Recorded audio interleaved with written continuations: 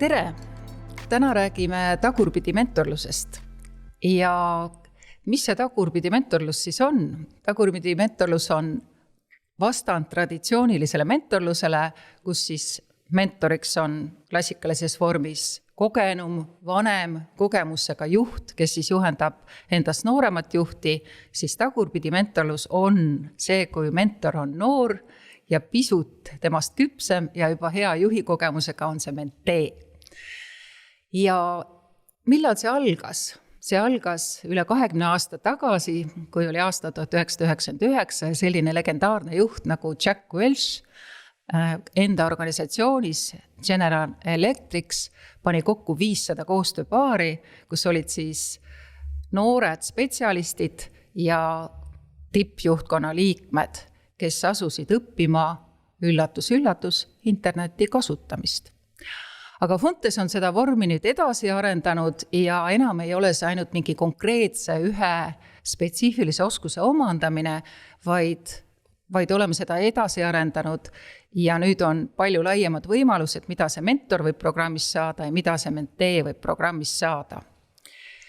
Ja eelmisel hooajal ehk siis selle aasta kevadtalvel viisimegi läbi esimese avatud Eesti tagurpidi mentorprogrammi, kust on rõõm siis tutvustada teile ka meie osalejaid, kes olid nõus täna rääkima veidi sellest, mis asi see on ja mida sealt programmist saada võib. Ja meil on täna siin mentor Kevin Tülp. Tere. Ja meil on mentee Kuno Kirspuu. Tervist. Ja nüüd ma siis küsingi teilt mõlemalt siin mõned küsimused, et avada seda teemat. Ja esimene teema loomulikult see, et Kevin, esialgu sulle, et miks sa otsustasid liituda sellise uudse tundmatu programmiga? Mind isiklikult on alati nagu Fontese selline koolitusprogramm sümpatiseerinud, et selle kvaliteet ja just selline nagu sisutihedus. Ja ma olen nagu aeg-ajalt jälginud need internetis ja erinevates siis veebikanalites neid programme ja kui see pakkumine tuli, siis tegelikult ma pikalt nagu ei mõelnud, et see kuidagi ajastus oli täiesti õige ja just see, et nagu ettevõtlikul teekonnal õppida kellelt nagu midagi uut, tundus just täpselt see midagi, mida ma just sellel hetkel otsisin. Ahaa, aga Kuno, kuidas sina tulid meie juurde? No me oleme ka ettevõttega väga kiires arengufaasis ja oleme digitaalseid lahendusi arendamas, oleme tervikuna kasvamas ja just selleks, et teada saada noortelt juhtidelt, ütleme, kuidas kõnetada paremini milleniaale, kes on tööturule tulnud ja tulemas ja samuti, kuidas saada juurde seda kiirust. See kiirus just on see, mida tegelikult ju ka see Jack Welch otsis, eks, oma ettevõttes, et see kiirus ära ei kaoks, et ma olen toonud selle metafoori lihtsalt selle lennukiga, eks ju, et selleks, et oleks piisav tõstejõud ja lennuk püsiks õhus, siis on vaja seda kiirust. Nii et ja tänapäevases niikuinii kiirelt muutuvas tehnoloogilises maailmas on see kiirus olemasolu organisatsioonis sõltumata tema suurusest väga vajalik.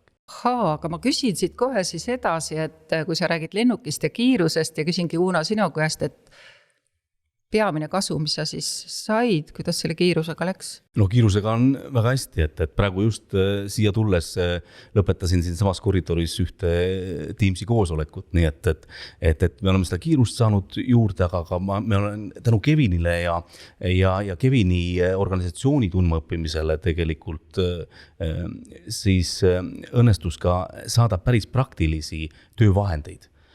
Kuidas öelda ühelt poolt, kuidas jõuda ka värbamisprotsessis rohkem milleniaalideni või siis ütleme nende noorte talentideni.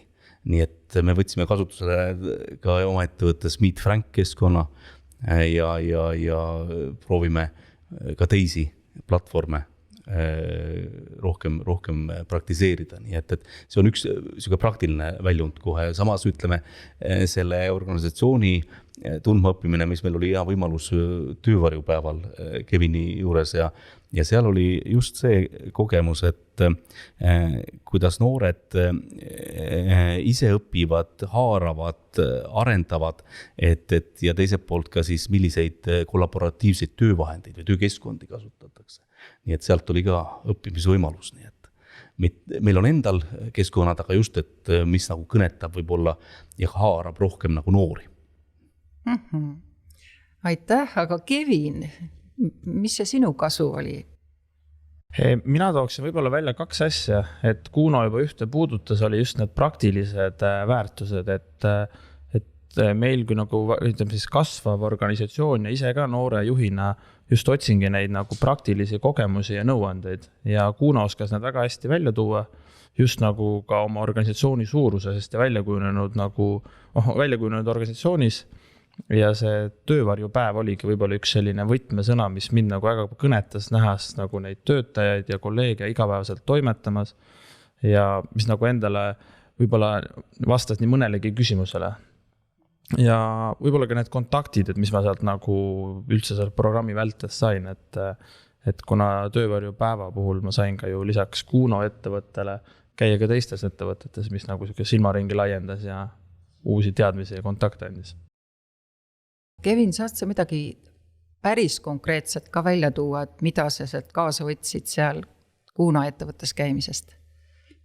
Sellest on nüüd mõnda aega möödas, et kogu see võib olla selline üldse nagu selline organisatsiooni see, et kuidas te oma üksteist motiveerite, milline on selline töötaja selline koolitusprogramm ka ettevõtte siseselt, et see mulle nagu jäi meelde ja kogu see, ütleme siis logistika, et kuidas ehitada suurt ettevõtet nagu üles, et tihti see ei ole ainult e-pood ja 2 inimest, vaid seal on nagu rida igasuguseid tagatoas selliseid tegevusi, mida võib-olla Kuno ettevõtte oskas nagu väga hästi ära kaardistada ja aidata läbi selle võib-olla enda nagu maailmapilti laiendada, et kuidas ka oma ettevõtet kasvatada. Kuno, kui suur sinu ettevõtte muidu on? Ma ei saaks öelda, et minu ettevõtte me kuulume suurde Kesko kontserni. Eesti ettevõtte nimi on siis Onninen Eesti, AS Onninen ja kokku võiks öelda nii, et Kesko kontsernis on kokku üle 30 000 töötaja ja aasta käibe on ligi 12 miljardit eurot Soome kontsernil, nii et see on võrreldav Eesti riigi eelarvega. Aga ka Eestis me oleme 150 inimest ja selles mõttes, et oleme esindatud 8 asukohas Eestis, nii et oma kaupluste müügipunktidega ja samas oleme veel, nagu ma ütlesin ka, et kiire kasvufaasis, nii et me võtame inimesi, ootame järjest endale kollektiivi juurde, nii et selles mõttes on võib-olla ütleme, kõnekas see Kevini tõdemus, et me oleme nagu, kuidas öelda, ettevõte, kes ühelt poolt on rutiinid paigas, aga teiselt poolt me ikkagi oleme ka kogu aeg otsime, kogu aeg üritame õppida. Et see mentorlus on ju tegelikult üks viis eluaegselt õppida ja kogemusi omandada. Ja, et Kevin, sinu ettevõttel on siis arvulises mõttes nagu pisikene kasvuruum olemas, et 150-seks kasvada. Just, et arenguruumi on ja õnneks on õige inimene, kelle käest ka nagu küsida just neid õigeid küsimusi, et kuidas sinna jõuda.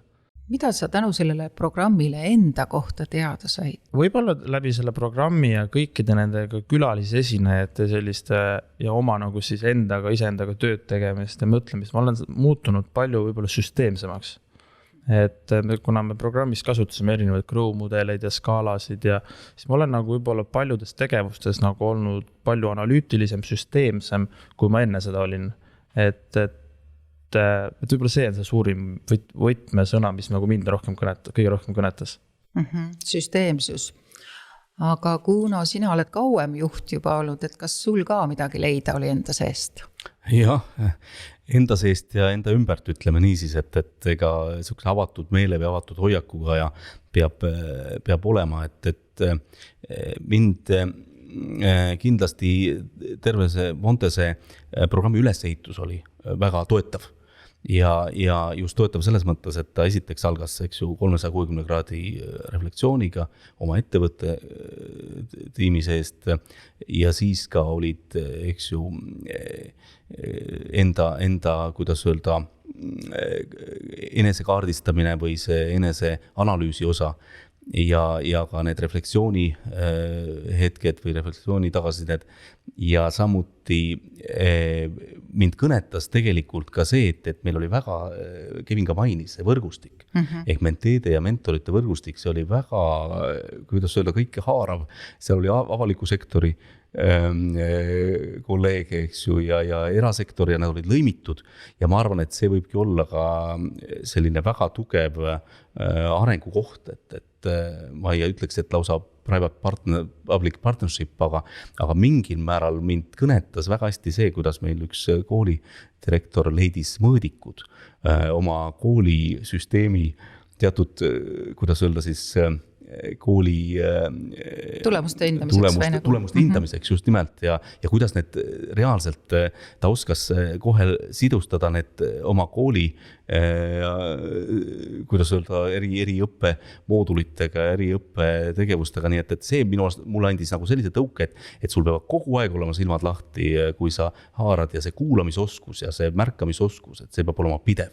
See ei saa olla, ja see on just see, mis ma arvan ka on tagurpidi mentorlusprogrammi puhul eelis, et sa võid küll olla kogenud juht, aga sa pead olema avatud hoiakuga, sa pead olema võimeline kuulama endast nooremaid, vähem kogenumaid, võib-olla kolleege, et see võti või see mõõdik võib olla su ettevõtte sees väga sügaval. Aga kui sa ei ole piisavalt avatud hoiakuga, siis sa ei pruugigi selleni kaevuda tegelikult. Aga see võib olla kohati arenguks väga oluline mõõdik või võti. Võib-olla see uudishimu on siis selline või valmisolek avastada ka kogenud juhina juba ja tõesti see, mida sa meenutasid, see oli põnev tõesti, et tootmisettevõttes sisuliselt tootmisliini kõrvalt ta leidis need mõõdikud endale kooli inimeste hindamiseks, et see oli tõesti põnev. Aga te olete rääkinud juba, et oli huvitav just see töövarjutamise päev ja see võrgustik ja need oskused, mis vastastikku saite ja jagasite. Kas miski nagu päris üllatas ka, et nagu, et täitsa nagu selline insight tunne tekkis, et ohoo, niimoodi siis või? Ma võib-olla sellist üllatusmomendina oli see, et kogu aeg sa nagu justkui teadsid, et mis tuleb, aga see programmi tihedus ja kvaliteet oli hästi kõrge, et kogu aeg oli selline tempo peal ja see nagu ei lasknud kordagi nagu puhata. Et mis oli tegelikult väga positiivne, et hästi palju sai õppida, hästi palju sai igasugused kodutööd, refleksioonid, mis nagu ütleme siis üllatusmoment oli ise endas, et sa kogu aeg tõstsid iseenda levelite. Jah, ma mõtlesin just, mul oli võimalus mõelda, kui Kevin siin rääkis huvitavalt, et ma ütleks niimoodi, et võib-olla see tõdemus, ütleme ikkagi see, et või siukeste, kuidas öelda, juurdunud paradigmad ümberlükkamine, et noorus on ukas, eks ju, vastupidi, ma ütleks, et noorus on meie tulevik ja sellesse peab panustama ja noori peab kuulama. Ja kuulma, nii et see oskus, ütleme, mis meil võib-olla natukene, ka mul endal tõdemus jääb vaja, aga Kevin andis mulle väga hea kodutöö, kui me olime, ma arvan, et 1 või 2 korda kohtunud, et ju sa siis märkasid, et seda kuulmis ja sukest kuulama õppimist on veel vaja õppida, nii et see oli väga huvitav. Harvard Business Review'st, eks see artikkel. Nii et ütleme nii, et õppetunde igas hetkes. See on hea, jah, et aitäh, et sa selle välja tõid, et tegelikult see Jack Welchist erinev programmi olemus seisnebki sellest, et ei ole nagu ühesuunaline, et noor tuleb õpetab selle kogemusega interneti kasutama, vaid siin on nagu 2 poolelt see saamine ja andmine. Et nagu te juba mainisite, et tõesti noorem juht saab aru, et kuidas on selle küpsema juhi karjääritee kujunenud, kuidas tema juhtimispõhimõtted on, kuidas organisatsiooni struktuur ja protsessid on korraldatud, aga noorem annab just seda särtsu või nagu juhi käekirja redisaini, et vaatan, et kuidas ma siis 25-aastast motiveerin üldse oma ettevõttega liituma näiteks, et kui ma ei olegi väga atraktiivne seal värbamisprotsessis. Ja lisaks siis loomulikult kõik isiksuse isikubrändingu teemad ja kõik tehnoloogiaga e-turjundus ja et jah, neid võtmeid on palju seal. Jaa, aga nüüd ma tahaksingi küsida teilt sellise küsimuse, et teie ju nägite, et kes te ümber olid ja saate aru, mis seal programmis oli, et alustan näiteks Kevin sinust, et mis tüüpi noored siis võiksid liituda selle programmiga? Nagu ka Fontese kodulehel selle programmi kirjelduses on öeldud, et juhi potentsiaaliga, siis iseenesest on see väga tabavalt öeldud. Küll aga ma võib-olla laiendaks Kuno mõtet, et see pead olema avatud muutustele ja soov nagu ka ise nagu kasvada ja areneda. Et võib-olla need noored, kes nagu tahavad nagu midagi elust rohkem või karjäärialaselt areneda, et ma arvan, et nende jaoks on see programm ideaalne just selle kontaktivõrgustiku ja selle kvaliteedi osas. Et võib-olla siis nagu pisut keskmisest ambitsioonikamad. Just, et ma vaatasin ka nagu teisi siis noori mentoreid ja kõigil oli nagu väga suur soov kasvada, areneda, vahetasime tihti üksteist omavahel nagu mõtteid, arutlesime mingeid teemasid, et ja ma arvan, et kõik on nagu selle programmiga olid väga rahul ja tänasel päeval on kindlasti oma karjääris teinud suure hüppe. Aitäh, Kuno.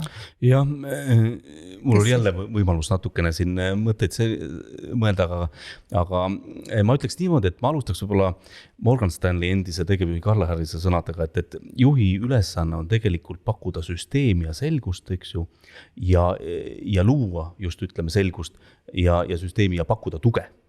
Ja ma arvan, et selle selguse loomine sellise määramatuse ajastul, nagu praegu on, et väga palju, kuidas öelda, sellist määramatust, tehnoloogilist kiiret arengut ja kõike sellist, et sellisel juhul see annab nagu, kuidas öelda, sellise kõneka rütmi selles osas, et kui sa kuuled, mida noored tegelikult mõtlevad ja kuidas see digitaalne neid kõnetab, eks ju, nende arengut toetab, et see võimaldab tegelikult just tuua ettevõttele sellist, kuidas öelda, selgemat visiooni ka selle digitaalses võtmes, digitaalse arengu võtmes, mis tegelikult on ju möödapääsmatu praegu.